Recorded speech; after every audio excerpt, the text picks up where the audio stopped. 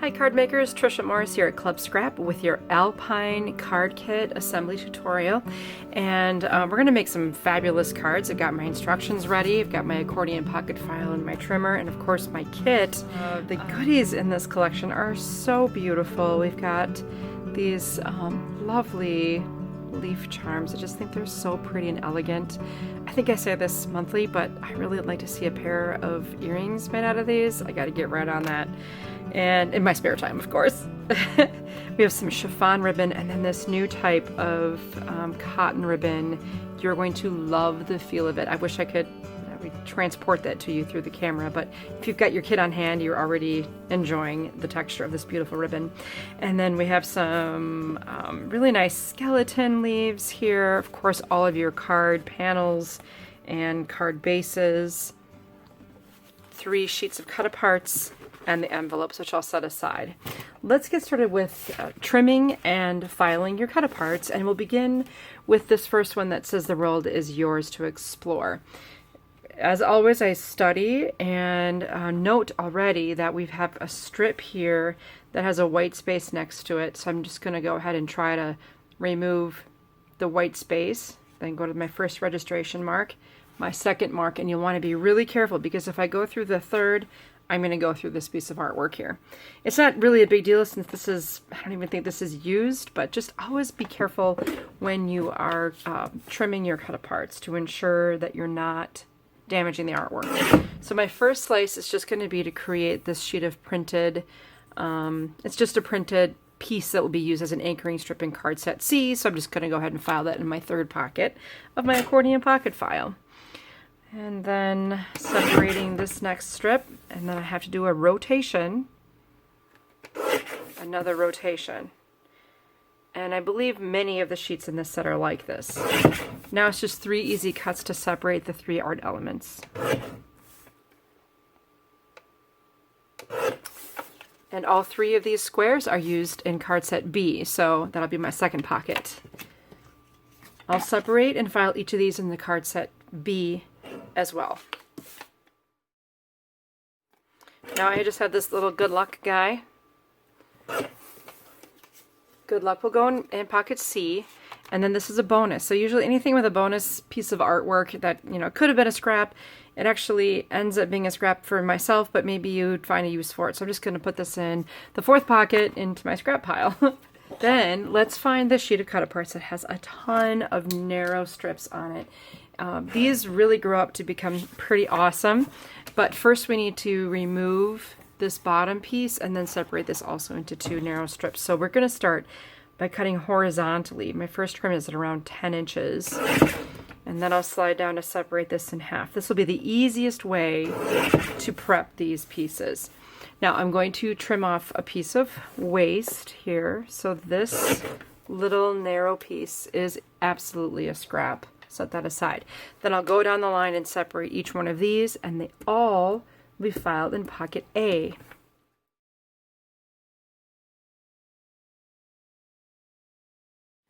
There's another piece just like it. Remove the scrap, file the rest in pocket A.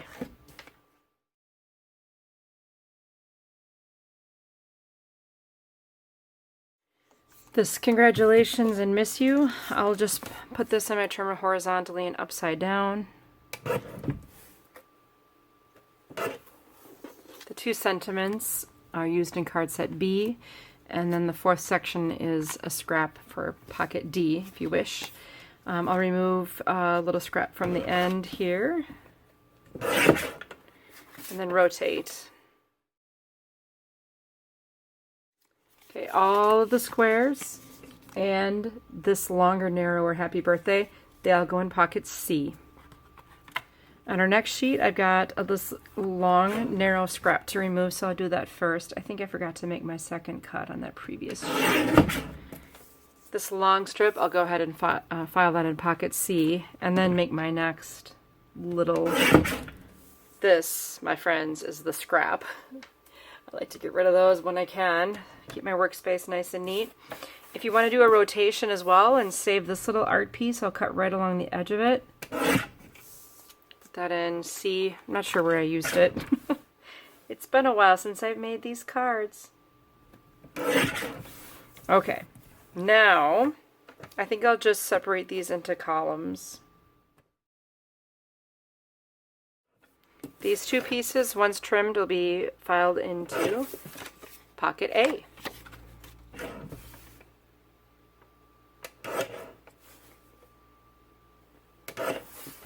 The With Deepest Sympathy and Thinking of You both go in pocket C, and this guy goes in D. Trim this next piece in the same fashion and file the two largest pieces into pocket C. This one D. These last two larger pieces each get trimmed in half and will complete everything needed for card set A.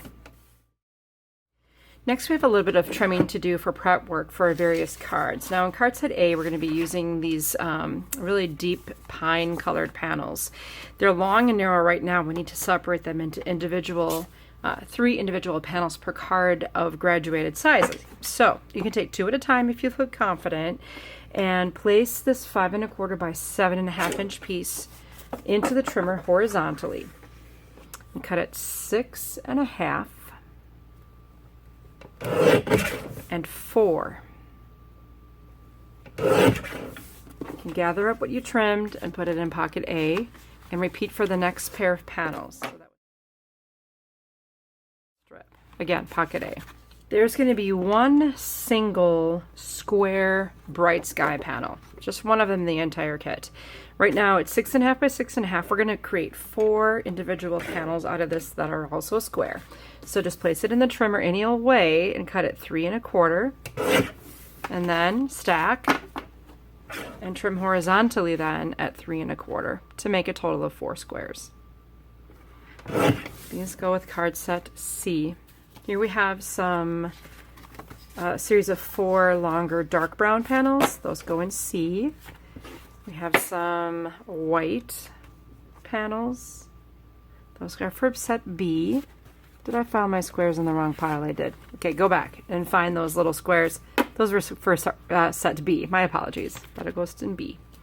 Next, let's score our card bases. So we need to set aside our trimmer and grab our score pal. Card set A requires 3 scores, 2 in one direction and 1 in the other. So I'll just walk you through this. Take one of these bluegrass card bases and I want you to score it at 4 1/4 and 9 3/4. And then flip it and score at 7. Let's try that again. 4 1/4, 9 3/4, flip it, that's bottom to top, top to bottom, and score at 7. Repeat for the remaining 2 card bases.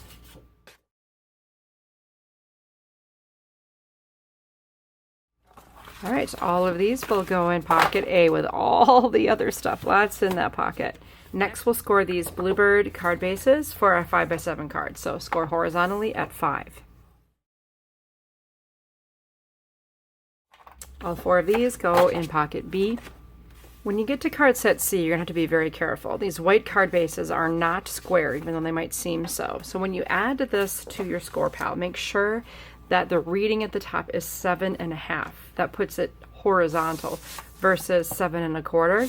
You always want to make sure it says 7 1/2 up here before you score at 3 3/4. Just make sure your paper is going in horizontally and score at 3 3/4.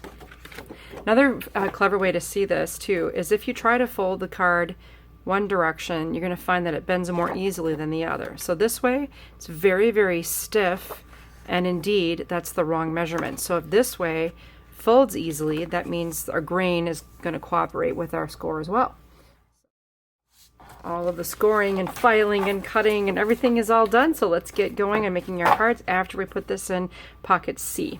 After removing everything from pocket A in my accordion pocket file, or if you're not using that, your pile for card set A, I want you to find one each of the following things. It's going to be a large bluegrass card base that's been scored 3 times.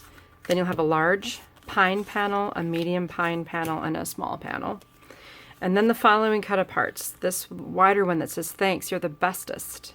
And then it has Adven, which maybe confusing there, but it's all going to make sense. And then the one that says, I knew when I met you, an adventure, well, a chur was going to happen. And then you're going to have a wider piece that says add, and then a narrower one that says the same thing, plus another piece that says ven. Obviously, these are different syllables with the word adventure. That's what's required to make this card. Now, all the rest of the pieces I've kind of sorted in a similar fashion, and in order to keep track of them until I'm done with all of my prototype making, I'm just going to slide all of these card pieces right into my A2 envelope. Now we scored carefully so that the folding would be easy. Now remember, the rule of thumb is that the bump of the score is on the inside of the fold. So if we cooperate with that rule, the card will automatically form what I'm calling a W situation here. So this is actually the back of the card. Then we're going to fold back on the next fold because that's where the bump of the score is. And then we'll fold back in on this one. So it's basically like a pleat that has a mountain, an extra mountain in the middle of it. Here's 2 mountain folds, here's 2 valley folds, and so on. So now I have these 3 various sized panels. You'll find that there is a pine colored panel for each spot. So I'll put adhesive on the small, medium, and large pine panels. And maybe we'll begin with the widest area here at the bottom. So this is the back of the card. We'll nest and center that larger panel there. Then close that flap. And we'll add the medium-sized panel to this flap. And then we'll close this piece and add our narrow panel to the narrow flap. Now remember earlier on when we were sorting these, there was a really skinny panel that had the word add, or the letters AD on it. That is the skinniest one, is for that outside panel. So I'll add some adhesive to this, add adhesive to the add, and place this right here. Now we're going to find the adventure, the VEN of adventure, and that gets placed here. I'm just going to leave my card closed, and I'll add the word adventure. But what's clever about this card design is that we have another add, and that's designed to fit right here and to be hidden by the initial flap. So we will add the second add, making sure that it will be covered by the skinnier flap, and it is in this case. Then if you open the card all the way up, the word adven is put together and completed on the narrower strip here on the right. So I'll attach both of these to the inside of the card, this one on the right side, and I've got equal margin at top, bottom, and right edges here.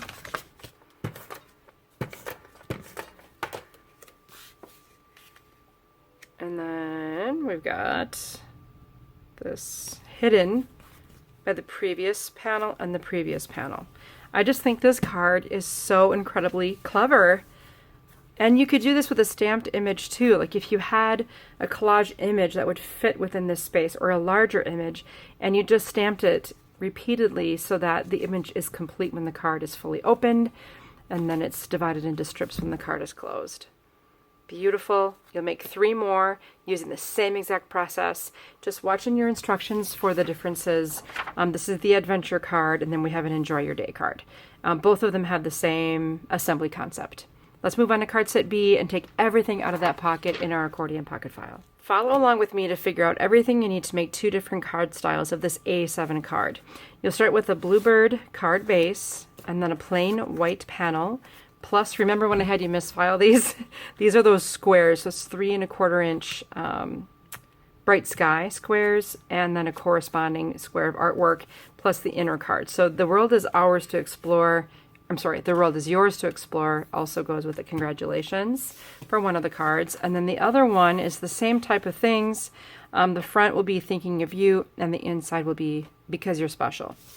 The remaining 2 cards, just like them, will be placed down into the largest envelope that we've provided, which is the A7. Everything will be ready for later. Let's start with the thinking of you card first. So obviously this card base will easily fold in half. Now if you want, you can leave this exactly as it is, but what I did in my sample was ran this through an extra large embossing folder with my embossing machine. It just creates a beautiful background, but that's totally and completely optional. Easily enough, you'll take Thinking of You and nest it onto the corresponding square panel. To center this on the upper portion of the panel with equal margin at top, left, and right, I'm going to use my grid ruler. And first of all, this panel is 4 3/4 inch wide, so my center number is going to be 2 3/8. So here's my 0 on my grid, 2 3/8 is my reading on either side. And then I want to bring my ruler so it's 3/4 of an inch down from the top edge. So remember, the ruler's edge itself is 0. The first solid line is 1/4, the second solid line is 1/2, and the third solid line is 3/4. So I'm now just double checking 2 3/8 on either side, and I'm flush with the 3/4 inch line going this way. Now if I just center my artwork, so I have the same reading on either side, in this case it's 1 5/8, then I know everything will be equal because I'll have 3/4 of an inch here, here, and here. So I'll leave my ruler in place, add some adhesive to my artwork, double check my alignment on the ruler, that rest this so that I have the reading the same on both sides, which in this case is at 1 5/8, plop it down, and this piece is perfectly placed on the card. Now you're probably thinking, Trisha, you are absolutely insane with the measuring stuff. But let me assure you that it's probably, you know, in a case where the margin is this wide, it really is nice to have it looking beautiful. Then I'll check with the grain direction of this beautiful chiffon ribbon, make sure it's bending in the direction in which I'm wrapping. And I'm going to do a double wrap. So kind of I'm looking for a crossover here maybe. Once I get it around twice, and there's plentiful ribbon here. I love that we can give you a generous amount of ribbon so that you can always kind of tie the bows you want to tie.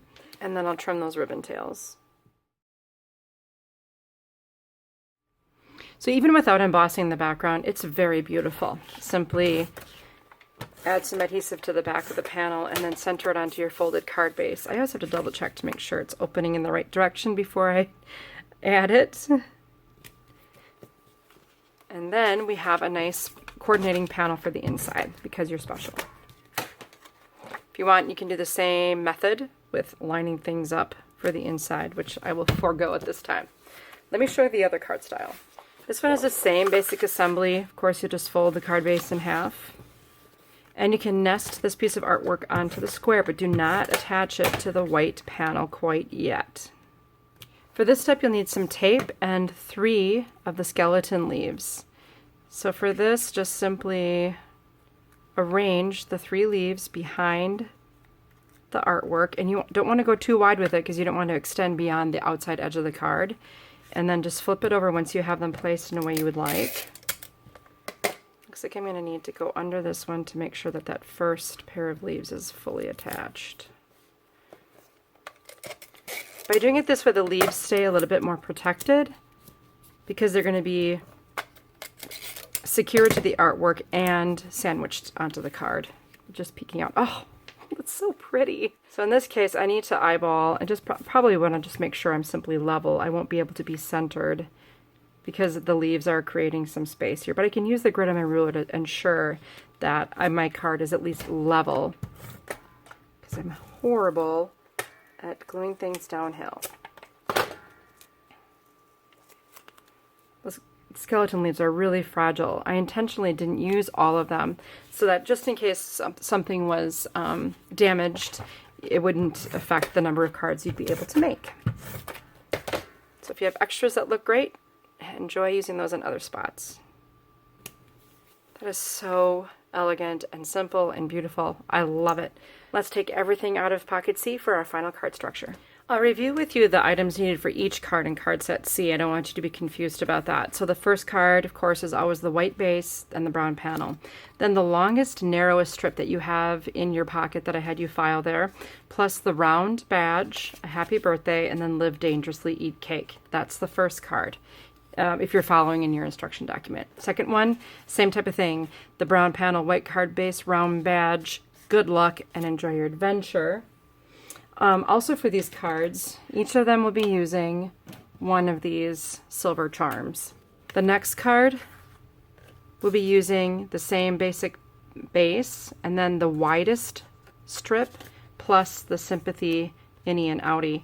And don't forget the silver charm here. We'll be using some green ribbon. And then for the last one, be using the another narrow long strip, the sympathy companion pieces, and the charm and some ribbon as well. Let's go ahead and make one of these sympathy cards. So we've scored. You can go ahead and fold in half. And if when you fold in half you find that the brown panel does not fit onto the white card base, that probably means you didn't score in the right direction. So just make sure that you're scoring your card exactly in half. Now what you can do here is add the strip to the card base and then some ribbon. Now there's a lot of ways you can do this, but one of the ways I prefer is to use our bookbinding glue in a needle tip applicator. I'm just going to make sure this is level. So first I'll put my ruler down, and I will go back and trim this a little bit later, but for right now I'll just tear the edge away. So it's just a little longer than the panel. And I'll take some bookbinding glue, squiggle some onto the back of this piece. Just flip it over. And the reason I'm using glue is because my ATG adhesive is the same width as the paper I'm trying to adhere. So it's wonderful for gluing small, narrow strips. Once it's adhered, just flip it over, and you can take scissors and just trim those ends. Or you can throw it on your trimmer too, that's always fine. Okay, now, ribbon, again, I'll check the green direction, make sure it wants to wrap around in the way I've got it situated. Trim off a piece. I'll grab some tape and tape the ends to the back. Next, I'm going to rest this sympathy sentiment onto the front of the card. And I'm going to layer it right so that the bottom edge of the sympathy piece rests on the ribbon. That way we have as few tangents as possible. Nice. I can go ahead and adhere this to the card base. Now, we have this beautiful little silver charm. Sometimes it's helpful if you're going to be putting ribbon onto a charm like that is to cut it at a really deep angle and then thread it through the hole. The holes are actually quite large, so you should have a pretty easy time of getting it threaded. Then make sure the ribbon's not twisted in there and tie it around the charm. Of course, the ends will become frayed when you're threading and everything, so but don't worry about that yet. We'll just get that knot tightened up and go back and trim the end at an angle. Very sweet. To attach this to the card, go on the back side of the knot, grab some bookbinding glue and place it right onto the card base.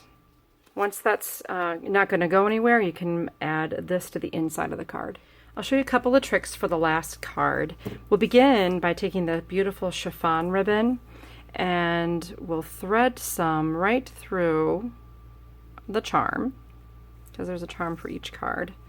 Make sure you have enough pulled through so that it can wrap itself around, and we are going to just tie the charm literally onto the ribbon. Nice. Okay, then we'll just kind of see which way the ribbon wants to go. That's the way I positioned it. And then I will leave enough to wrap it around the good luck portion of the cut apart. And we'll tape the ends on the back. Looks like a little medal, like, hey, good job, good luck.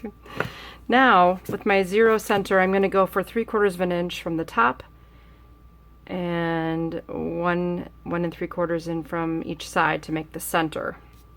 So this piece If I just put it so I have a 1 and a 1 on either side, now I know it's level, centered, and equal distant from left, right, and top. I can kind of do the same thing along the edge just to make sure that this good luck piece gets attached level with the initial piece.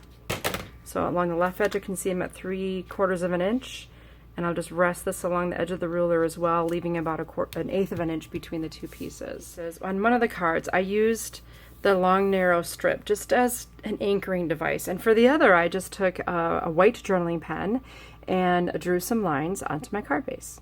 To help me with that, I have my grid ruler, and I'm basically just going to position my ruler on this side about 5/8 of an inch from the edge of the card and just draw a straight line. These jelly pens don't always work perfectly the first time. Same thing here. I just want to allow about 1/8 of an inch from the actual cut apart here.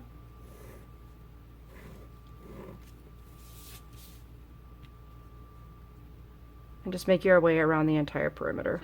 This is a wonderful way to add a little touch of something without having to have any more supplies on hand. Another thing you could do is use your score palette to draw a frame around these elements. Then simply attach your card to the folded card base, add your inner greeting, and you're good to go.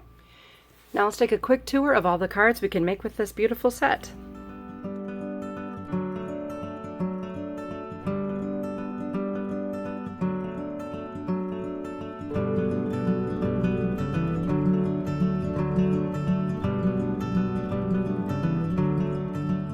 Now if you're a stamper, remember that every single month Club Scrap designs a set of rubber stamps that are unmounted. So I've used mine with mounted adhesive, and that adhesive allows the stamp to be stored and then easily removed, put onto a mounting block, stamped, cleaned, and then replaced. And cleaned is just a matter of, preference.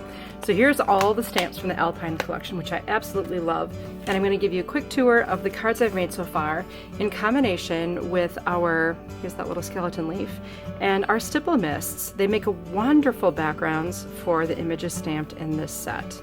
This didn't have the mist, but it had the tree image in the background. This was one of the mist techniques that I covered in our stipple mist workshop at the retreat this year. It was a resist technique. Check out this sweet little badge image, just very, very simple. Here's another awesome double misted background in 2 different colors.